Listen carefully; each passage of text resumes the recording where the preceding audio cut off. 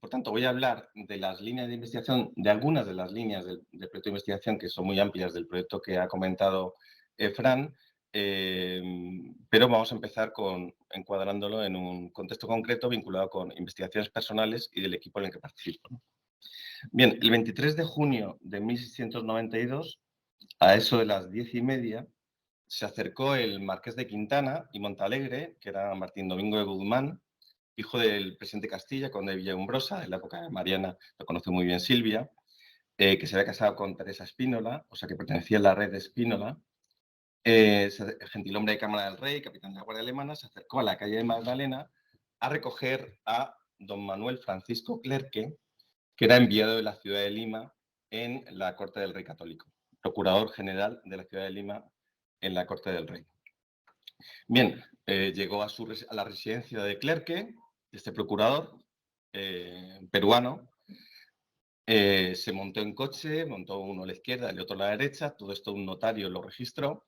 un coche de las caballerizas reales, fue recorriendo acompañado de coches de señores, títulos y caballeros, fue recorriendo la calle de la Lana, la plazuela de Santo Domingo, la Encarnación, hasta llegar a Palacio. Y en Palacio, pues subieron las escaleras de la primera planta, subieron las escaleras y llegaron a las antesalas de la Audiencia del Rey, se fueron acercando hacia ese espacio sacropolítico que era la sala de la Audiencia del Rey, que estaba con la puerta cerrada, ¿de acuerdo? Entonces se abrió la puerta y el secretario de la Cámara del Rey repitió 2 veces, dice el texto, en voz inteligible, que yo entiendo que es en voz alta: entre la ciudad de Lima, que espera su majestad. Clerque hizo 3 reverencias, según se iba aproximando a la persona del monarca, llegó a los pies del rey, hincando la rodilla en tierra, entiendo que es el suelo, besó la mano a su majestad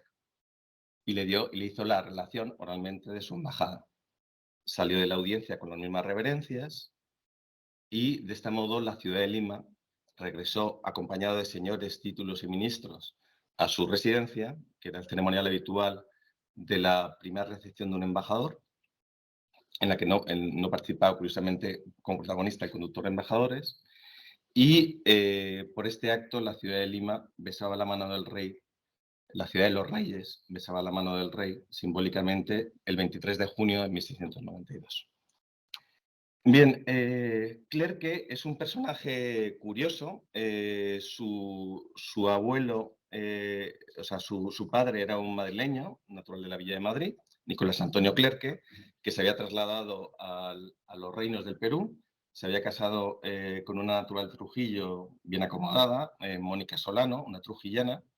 y ahí es donde había nacido en 1650 Clerque, que por tanto era un trujillano con sangre madrileña. Bien, moriría en Lima en 1713, pero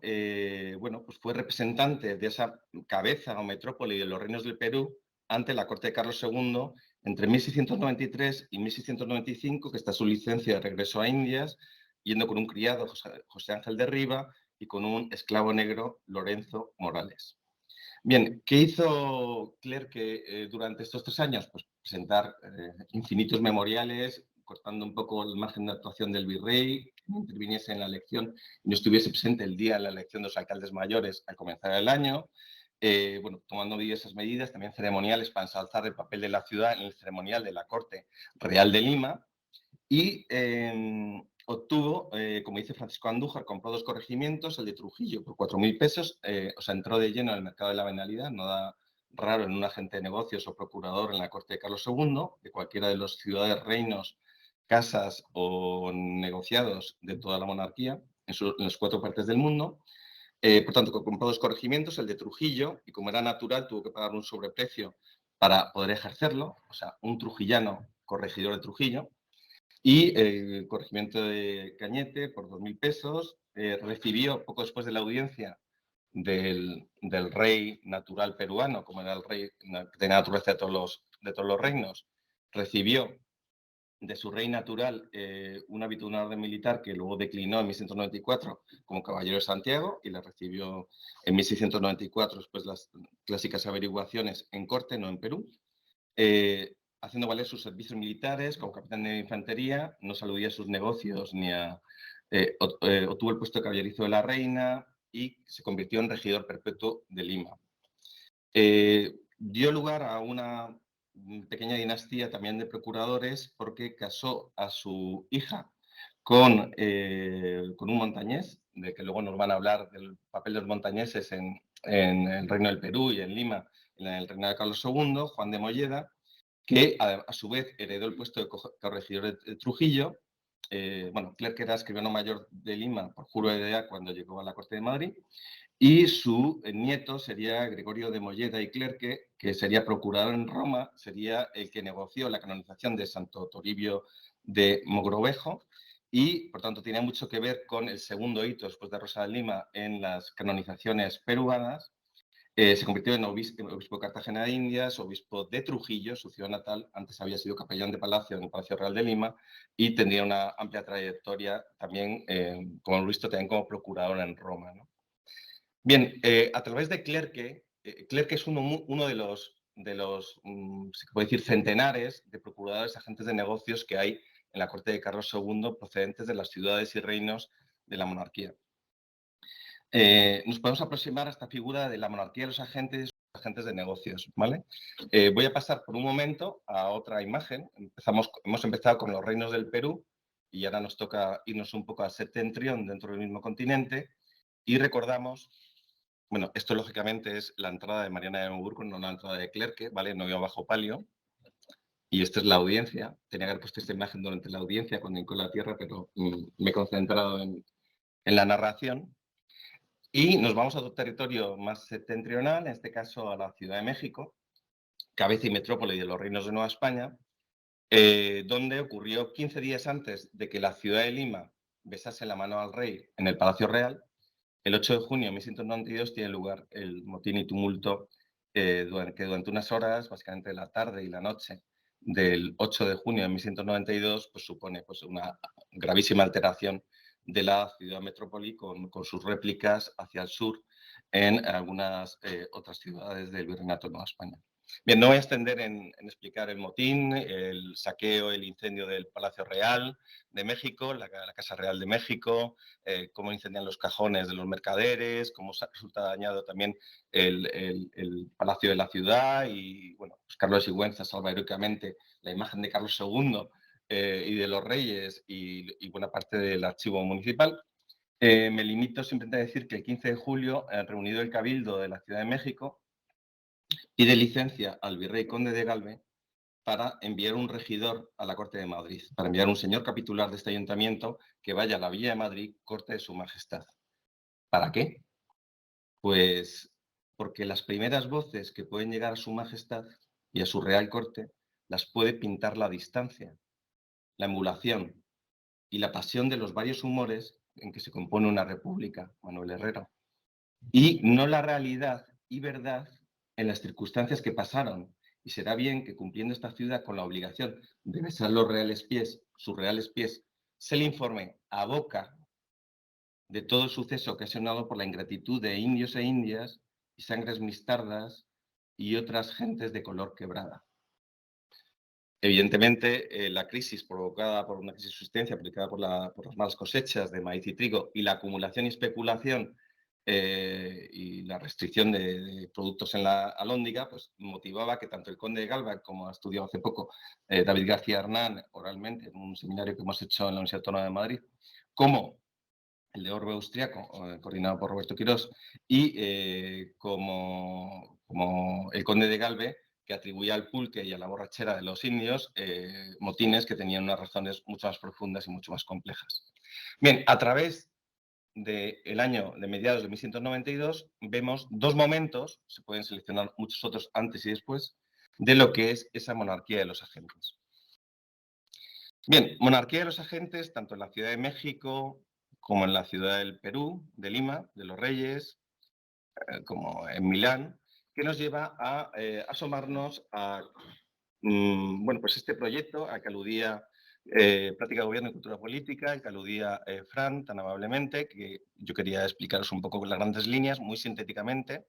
con los miembros del equipo de trabajo, del equipo de investigación. y con las principales líneas, ahora vuelvo a estas, que son, bueno, pues son 6 líneas, me voy a centrar no en todas. La primera es el gobierno de corte y constitución de monarquía, que está dedicada a la monarquía de los agentes. Bien, ¿qué es la monarquía de los agentes? Bien, la monarquía de los agentes es una forma de expresar lo que es esa monarquía de Carlos II, que es una monarquía de 22 reinos, ¿vale? Todos sabemos en la cristiandad lo caro que es un título real. Solo hace falta recordar el título real de Cerdeña, que permite la unificación de Italia, y el título real de Prusia, que permite la unificación alemana. Bueno, 22 reinos, entre reinos reales efectivos y reinos honoríficos, como Jerusalén o Córcega, son bastantes reinos, ¿no? Y indica una peculiar constitución política de la monarquía de España y de la monarquía de Carlos II. Bien, ¿qué ventaja tiene la monarquía de los agentes? Bien, la monarquía de los agentes, analizar la monarquía de los agentes tiene una ventaja que es, frente a una visión del poder descendente, el rey, los consejos, los secretarios, los virreyes, los tribunales supremos, los corregidores, alcaldes mayores, depende del territorio, con distintas denominaciones, los cabildos, ¿vale? Lo que nos permite es ver un poco la visión, entre comillas, de abajo arriba, es decir, de los reinos, oligarquías, lógicamente, a la corte, ¿no? Bien, la historiografía sobre estas figuras, enviados, legados de los reinos, de las ciudades y agentes es muy extensa, desde los trabajos sobre los síndicos de Orihuela hasta los trabajos sobre los embajadores de Barcelona, algunos enviados de la ciudad y reino de Valencia, trabajos sobre, bueno, pues, agentes y enviados en Milán y Nápoles, como los de Ida Mauro, que tiene un proyecto de investigación sobre esta cuestión. Lo de Óscar Macín sobre los agentes de negocios del Cabildo Catedral de la Ciudad de México en las cortes de Felipe III y Felipe IV, en 2 libros, sobre el ciclo de México y el ciclo de Nueva España y el ciclo de Indias. Los recientes trabajos de Guillaume Godin sobre los procuradores de Filipinas vinculados con los americanos. Es decir, tenemos digamos, una gran amplitud de trabajos historiográficos que se han aproximado a la monarquía de los agentes o los legados, ¿no? Bien, ¿cuál es el principal problema para estudiar la monarquía de los agentes? Pues el principal problema son las fuentes. Es decir, a diferencia de otras fuentes, es decir, yo voy a Simancas, voy al Archivo con Aragón, voy al Archivo General de Indias, ¿vale? Donde tienes la documentación de los consejos, hay una gran complejidad porque las fuentes, digamos, de estos agentes están en los territorios. Es decir, estarían en buena parte de Europa, en buena parte de América, en Asia, depende del momento, pues cuando hay Unión Ibérica, 1580, 1540, en la época de Carlos II, en Filipinas, por supuesto, en el norte de África. Entonces, hay una documentación muy dispersa porque, digamos, estos agentes a veces mandan pues, cada 3 días, depende, cada semana, una carta a sus patrones, con lo cual han dispersado toda la documentación entre espacios de soberanía y en espacios de no soberanía. Por ejemplo, están pues, los agentes de negocios de las grandes casas aristocráticas de Génova, las que residen en Roma. Pues, una que yo trabajo bastante es la de Domenico Milanta, que es el agente de negocios de la Casa Barberini para conseguir la grandeza de España, etcétera, y que interlocuciona con Roma, pero lo mío se puede decir con la aristocracia de Austria, para conseguir collas de Toisón, Hungría, Bohemia, es decir, buena parte del orbe católico. Bien, además, historiográficamente es muy raro que haya autores que hayan superado un territorio, es decir, pues un experto en historia de Cataluña habla de los embajadores del brazo militar en la época de Carlos II,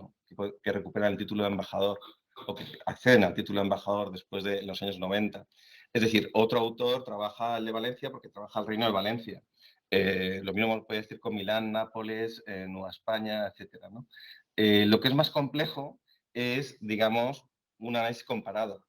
que no es solo superponer embajadas, sino tener unas variables de análisis comunes, ¿no? Bueno, en este caso, pues también mi investigación, gracias en parte al proyecto Failure, que luego se verá por ahí, está siendo ir recorriendo los archivos de buena parte de América, recuperando la documentación de estos procuradores, tienen distintos nombres, agentes de negocios, depende del momento, pues en ciudades como Lima, Puebla, Oaxaca, Ciudad de México, donde la documentación en algunos casos es parca y en otros casos es inmensa. Aparte de la que ya he visto pues en el archivo en Ardiaca, que es inmensa también, la del Conseil de Sens, o en Milán, que se conserva muy bien, a diferencia de otros territorios, como Sicilia y Nápoles, donde no se conservan esos corpus epistolares inmensos de que duran varios siglos, ¿no? Bien, hay una cuestión muy importante para comprender la monarquía de los agentes, que es la cuestión de la taxonomía. Una cosa son los agentes de negocios, que suelen ser de un rango medio inferior en el rango de la sociedad jerárquica de rangos, ¿vale? Los procuradores a veces pueden ser incluso regidores, con lo cual tienen otro tipo de rango, pero a veces son también son plebeyos, como muchos agentes de negocios. Muchas veces son clérigos, como el célebre abad Valdirone de la Congregación del Estado de Milán, al que dediqué mis investigaciones allá por los años 90, y que me abrió un poco la perspectiva de esta monarquía de los agentes desde la perspectiva milanesa lombarda. Por tanto, sería distinto un poco el papel de los procuradores y el rango de los procuradores y agentes de negocios comparado con el tema de los legados, de los reinos, ¿no? Y de las ciudades. Es decir, estaríamos pensando aquí en los embajadores de la ciudad de Nápoles, envían las plazas nobles de la ciudad de Nápoles, con lo cual alta aristocracia napolitana, de las primeras familias más poderosas del reino de Nápoles, el embajador de la ciudad de Mesina, que a veces es una embajada dual, con lo cual es uno del patriciado y otro de lo que llaman popolo, que es un popolo alto, el embajador de la Diputación y Reino de Sicilia, los legados, que son oradores de Cremona, Milán, etcétera, del patriciado de la Congregación del Estado, las legaciones que mandan la Diputación del Reino de Aragón, que ya trabajé en su momento, que son pues, la Casa Ariza, un palafox, prelado en este caso, que luego será arzobispo de Palermo, y pues, alta nobleza. Pues el diputado que manda la Generalitat de Cataluña, que es un marqués, un título catalán. Es decir, tenemos los legados, que son enviados extraordinarios para, a veces, en teoría, unos meses, un año, y a veces con el marqués de Grótola, 6 años, de la ciudad y reino de Nápoles, frente a los agentes que son permanentes, ¿vale? El agente del Reino de Navarra, que tiene una tesis reciente, o los agentes que también ha trabajado Alberto, de la Universidad del País Vasco, de las juntas de los señoríos vascos, ¿no? Que luego acaban colaborando en el siglo XVIII. Bien, aparte se articulan con las corporaciones de nación que se van creando en los siglos XVI, XVII y XVIII en la Corte de Madrid, siguiendo el modelo un poco romano. Hay un paralelismo muy fuerte entre Madrid y Roma, con esas corporaciones de nación y esas redes de procuradores y agentes de los reinos y naciones. Y, bueno, se pidió reconstruir a la altura de 1692, por ejemplo, todos los agentes de negocios, procuradores y legados de los reinos que hay en la Corte de Madrid. Teníamos una imagen muy clara de lo que es la sociedad política de la monarquía de Carlos II, es decir, frente a esos 15 millones de súbditos, por decir alguna cifra que es bastante complicado, pues lo que tenemos es pues una minoría que son los que tienen capacidad de influir en el proceso de toma de decisiones políticas que les afectan. Entonces tenemos agentes de negocios, procuradores y enviados o legados de las ciudades y reinos, los más importantes de la monarquía, ¿vale? No solo las metrópolis, por supuesto, de los cabildos catedralicios, arzobispados, diócesis que tienen buenas rentas porque hay que pagarlos. El obispado de Mondoñedo dudo que pudiese enviar uno, o el obispo de Tui, pero sí el arzobispo de Sevilla, el cabildo de Sevilla, y a veces hay uno enviado del arzobispo y un agente de negocios del cabildo, es muy frecuente. De las órdenes regulares, de las provincias, principales provincias americanas, de agustinos, jesuitas, dominicos, franciscanos y luego otras que se van creando, como los beldemitas, a mediados en torno a 1700. De las principales casas nobiliarias de la monarquía, pues de la Casa Liñé, los condes de Mon en la época del II, cuando tenemos el virreinato de Cerdeña, el príncipe Alessandro Farnese, que probablemente Alberto tratará en su tesis. Es decir, de todas las casas, el Marquesado del Valle cuando no está en Nápoles o cuando está todo el Marquesado del Valle de Oaxaca. Es decir, tenemos una multitud de casas aristocráticas potentes que tienen un agente de negocios en la Corte de Madrid, que a veces es compartido, con lo cual el mismo agente lleva pues 8, como los Dini, lleva 8, 9 o 10 o 12 agencias. Si es eficaz, pues mejor, y a veces con intereses contrapuestos y contradictorios. Y, por supuesto, que plebeyos o plebeyos enriquecidos o plebeyos que luego compran títulos nobiliarios, como los consulados de comercio de México, de Lima, los gremios más poderosos, es decir, todas las instancias que tengan poder, pertenecen en la jerarquía de rango al momento, depende del momento, entidades, digamos, casas de financieros, etcétera, todos tienen agentes de negocios en la corte defendiendo sus intereses por medios lícitos e ilícitos. Bien, por tanto, estos agentes de negocios nos indican lo que es la fragmentación de los reinos, porque a veces hay monarquías duales, a veces hay embajadas duales que revelan un poco la fragmentación de intereses dentro del territorio o de la ciudad. Y también a veces pues, la fragmentación de la corte porque nos indican en las instrucciones y en las cartas periódicas cómo se articula la corte, los que tienen un poder formal, presidente de un consejo territorial, consejo de Estado, etcétera, y los que tienen un poder real, pues camarera mayor cuando la reina consorte es la que gobierna la monarquía, es decir, la reina María de Neuburgo tiene un peso político total, pues entonces pues, hay que controlar el entorno formal e informal, o la casa de la reina, etcétera, o las favoritas, las damas de honor favoritas, etcétera, dentro de lo que es la articulación del gobierno de corte, no solo en teoría, sino en la práctica. Bien, insisto, estas redes de agentes, en realidad lo que hacen se imbrica mucho en lo que Manuel Herrera ha llamado la monarquía de las ciudades, y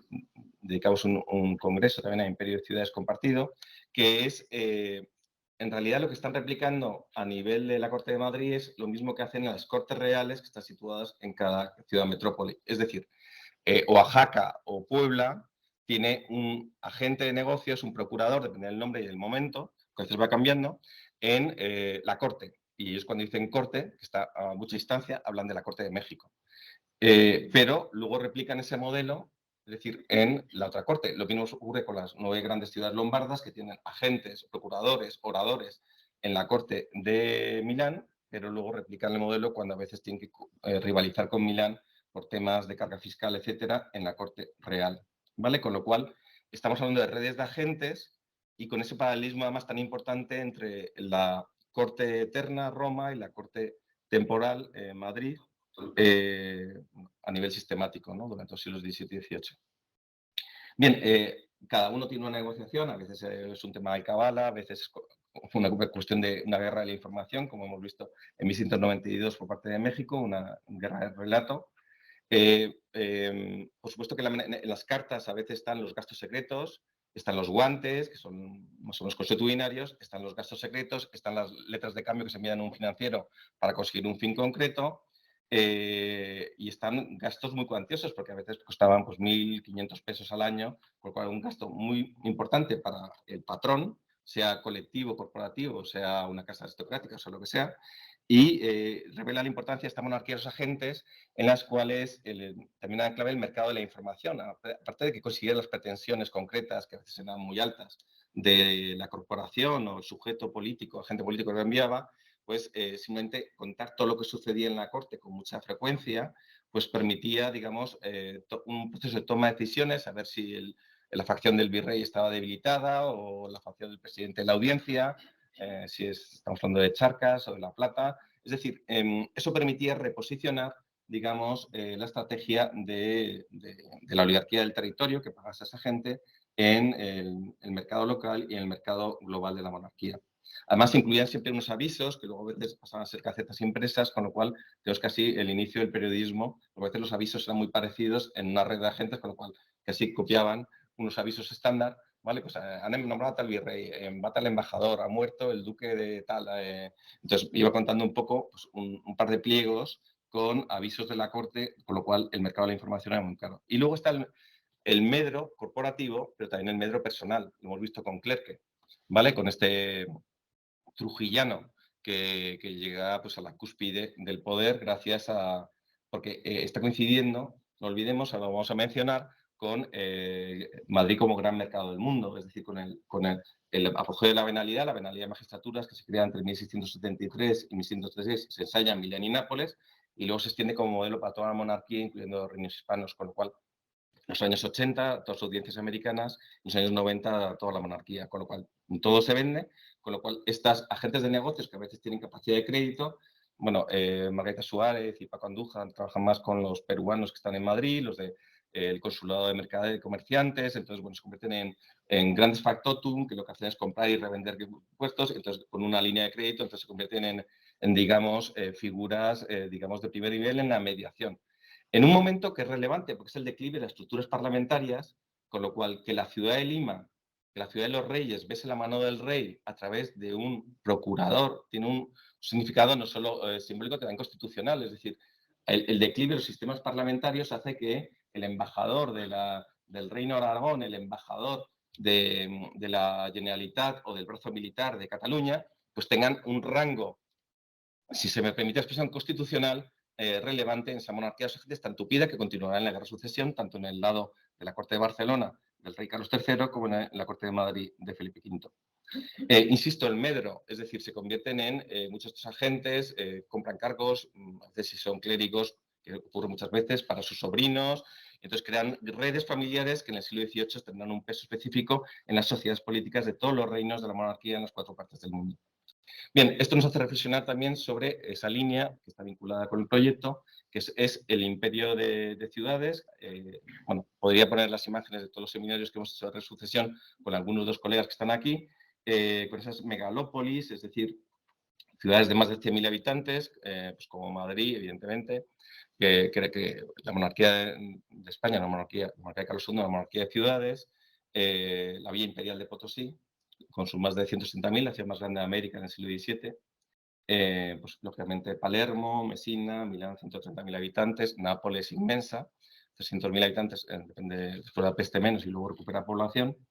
Bueno, a cierta distancia, pues Granada, Amberes, etcétera, ¿no? Y luego, pues algunas ciudades muy estratégicas, ¿no? Bien, insisto, esto es una investigación que está en marcha. Yo he podido ir reconstruyendo muchos de estos archivos, digamos, europeos y americanos, y voy a seguir en ello en los próximos años, si tengo salud. Y en algunas fuentes tan impresionantes como la del propio Cabildo Catedral de la Ciudad de México, donde está toda la correspondencia de los agentes de negocios perfectamente articulada desde Felipe III hasta Fernando VII. Y están las últimas cartas, que tienen algo patético, de 1820, donde dicen: estalla el ejército expedicionario de los 18.000 en Cádiz, hay unas fiebres en Cádiz, no acaba de salir el ejército que va a recuperar los territorios americanos, ha estallado un motín de algunos oficiales malfectos, pero esta peste la vamos a quitar, y ya deja de haber cartas.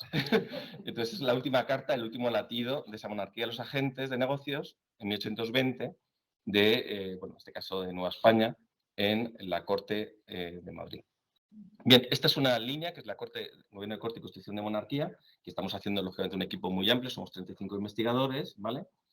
Voy a ser sintético. ¿A qué hora empieza exactamente? Digo, para no confundirme. Hasta, bueno, No, no, dime a qué hora empecé para... ¿Hay 10? Sí, hay 10, sí. Vale, es que he calculado, me has dado 45 minutos, ¿no? Entonces voy a hacer mis cuentas aquí, perdonad, pero prefiero ser ordenado, porque hay que dar 15 minutos de debate, y las matemáticas son malísimas. Vale, entonces toca acabar ahí 55, si no me equivoco, ¿vale? Si no he contado mal, que probablemente sí. Bien, entonces, por tanto, tenemos el primer apartado, que es Gobierno de Corte y Constitución de Monarquía, vinculado con los agentes de negocios, agentes, legados y embajadores. Un segundo apartado, que son las dinámicas de gobierno en los reinos y señoríos hispanos, al que dedicamos ya un seminario de resucesión, que se van a ir publicando gradualmente, y gracias, Silvia, por la paciencia también, y todos los que son acreedores y deudores, pero todo va a llegar entre este año y el próximo. Y entonces tenemos el libro que es Bifronte Imperio de dos Mundos, sobre el gobierno de la monarquía de Carlos II en las 4 partes del mundo, con 5 variables comunes, donde van a estar todos los reinos de la monarquía en su dimensión global, con los mejores expertos en cada uno de los territorios, o algunos de los mejores expertos, pues los otros están aquí, en muchos de los territorios, en que se analizan pues, unas variables comunes: la planta de gobierno, la práctica de gobierno, el proceso de venalidad, el impacto de la venalidad y las visitas generales y visitas particulares, la reformación, el auge de las juntas de comercio, las políticas de alivio fiscal y los discursos identitarios y la proliferación de cronistas de los reinos en buena parte de la monarquía. Es decir, la creación de narrativas reinícolas con expresión de esa monarquía de los 22 reinos. Con lo cual, también analizamos un poco el papel de la Secretaría de los Virreyes. Es muy interesante comparar el papel de las secretarías virreinales, que nombra a veces el propio virrey, en los territorios europeos y los territorios americanos, donde a veces hay secretarías permanentes de gobernación con prácticas sucesorias previas, como en Perú. Entonces hay una gran complejidad entre los secretarios domésticos vinculados al propio virrey y las secretarías de gobernación, un poco el modelo muy diferenciado, que es el modelo totalmente diferente, que es el de la Secretaría de Estado y Guerra de Flandes, que es permanente, a diferencia de los puestos de confianza de los virreyes, al igual que los embajadores nombran al secretario de su confianza y un problema con los archivos, que es que se lo llevan, pues lo mismo ocurre con la Secretaría de los Virreyes. Por mucha regulación que haya, al final los secretarios de guerra y los secretarios efectivos de los virreyes suelen ser criados domésticos de su confianza, ¿no? Que a veces se pueden prestar algún virrey, pero que normalmente vienen con el virrey, con el seguidor del virrey, que a veces son 100, 200, 300 personas, ¿no?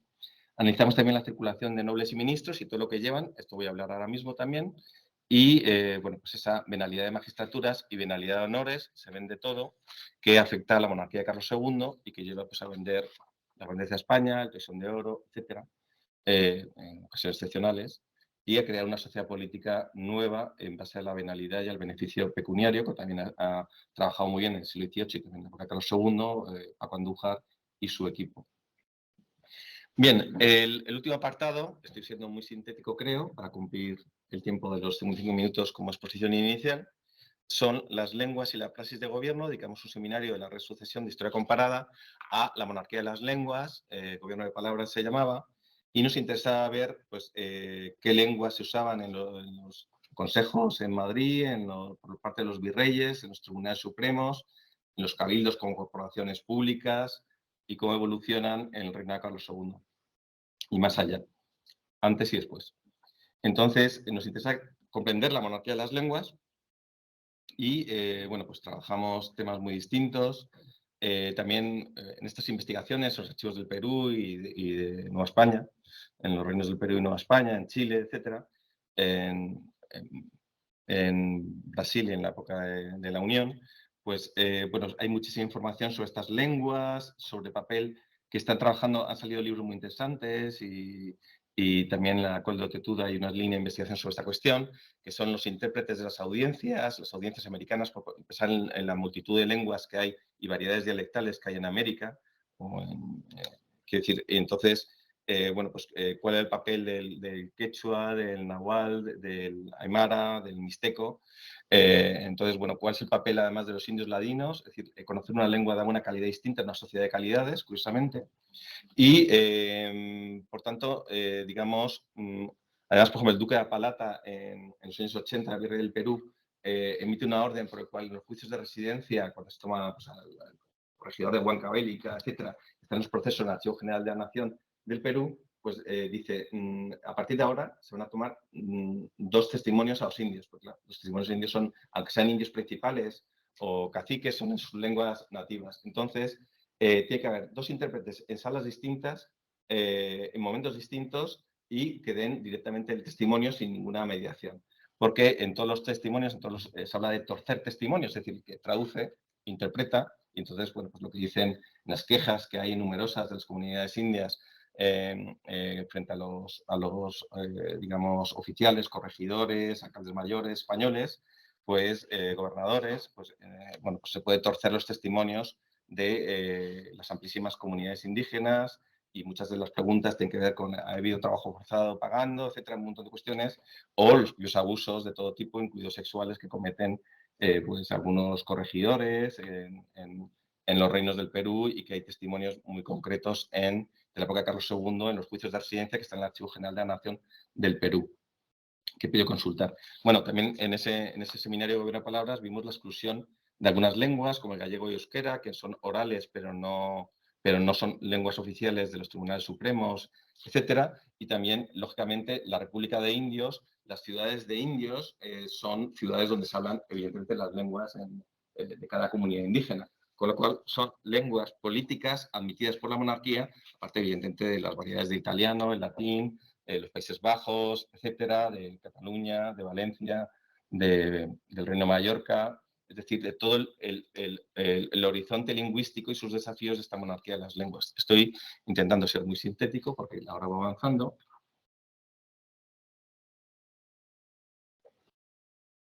Bien, hay otras cuestiones que voy a mencionar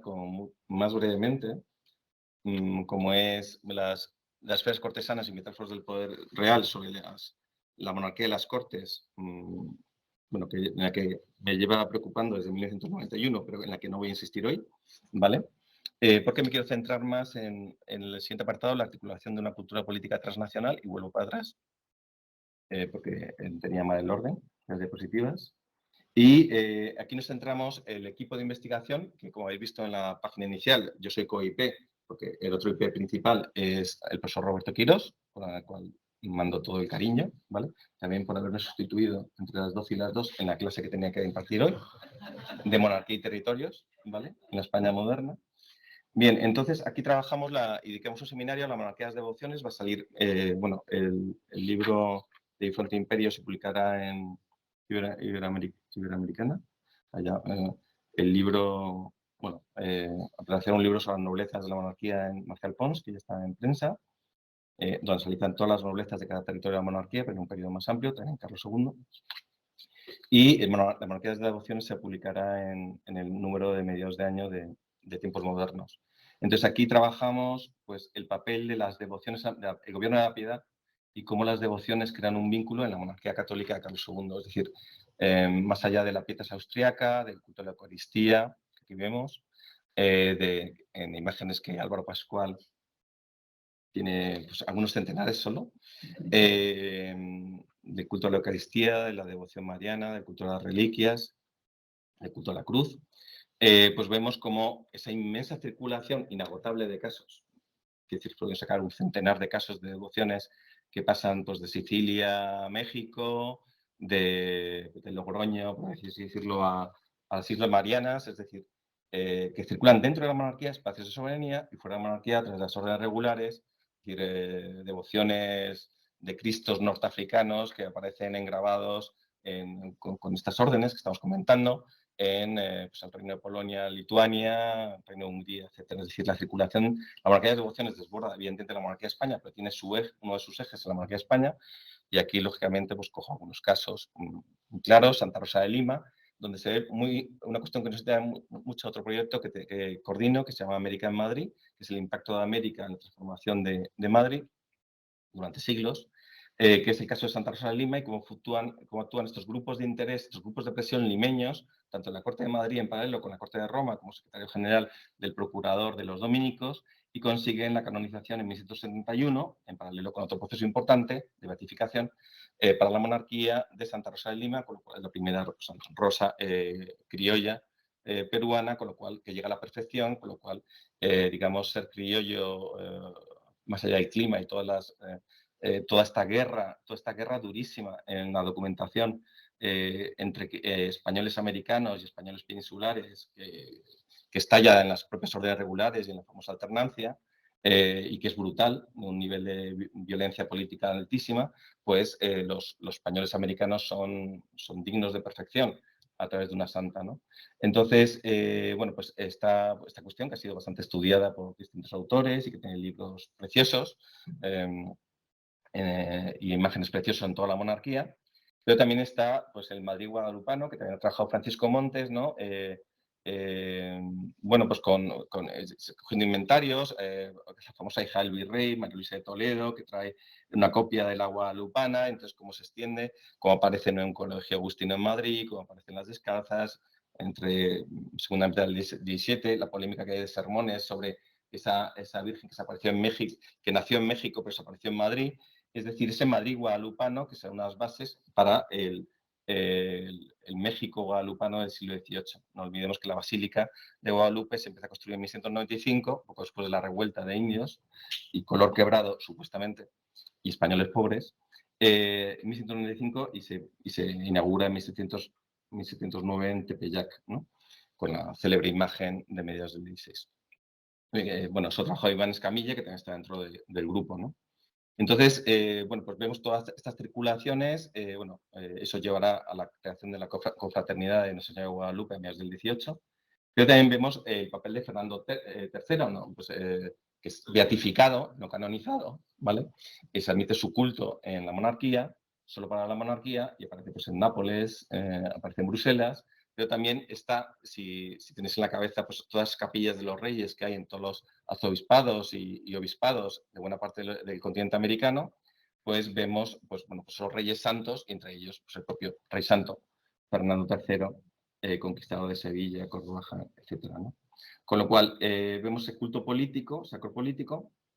y por supuesto la cuestión de la Inmaculada. Y además vemos la fricción de cultos, devociones, de capillas. Bueno, hay multitud de devociones marianas. El que ha ido a ver Tornaviaje en el Museo del Prado pues ha visto unas cuantas. La Virgen de Copacabana. toda esta circulación, viene un noble, viene el visitador general Pedro de Galvez, se trae una imagen de Guadalupe,